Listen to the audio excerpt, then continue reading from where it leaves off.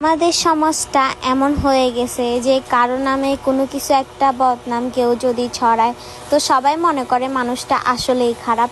তার সাথে না মিশে এবং তার সাথে কথা না বলে যাচাই না করে তারাও ব্যাড কমেন্ট করা এবং খারাপ মন্তব্য করা তাকে নিয়ে শুরু করে দেয়। তো আসসালামু আলাইকুম, সবাই কেমন আছেন? তো এই কাহিনীগুলো আমার সাথেই হয় আর কি।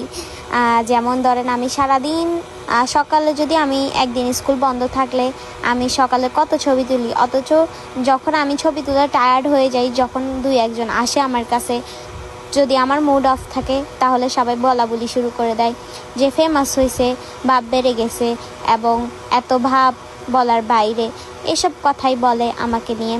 তো এগুলো আসলে যখন শুনতে পাই মানুষের মুখে খুব খারাপ লাগে যে এত পরিশ্রম করি এবং এত চেষ্টা করি মানুষের মন রাখার, অথচ তারাই আমাকে নিয়ে খারাপ কথা বলে এবং আমাকে নিয়ে এত বাজে বাজে কথা বলে।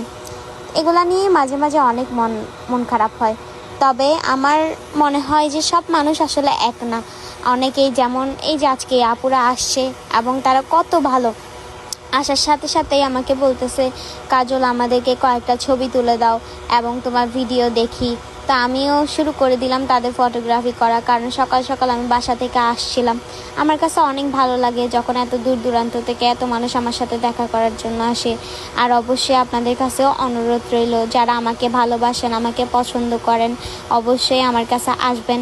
আমি সর্বোচ্চ দিয়ে চেষ্টা করব আপনাদের আপ্যায়ন করার এবং আপনাদেরকে খুশি করার।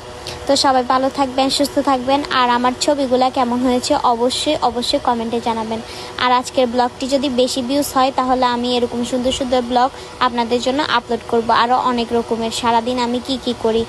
তো সবাই কমেন্ট করেন আপনারা কি এরকম ব্লগ আরও চান কি চান না, অবশ্যই কমেন্ট করবেন। তো সবাই ভালো থাকবেন, সুস্থ থাকবেন, আমার জন্য দোয়া করবেন। আল্লাহ হাফেজ।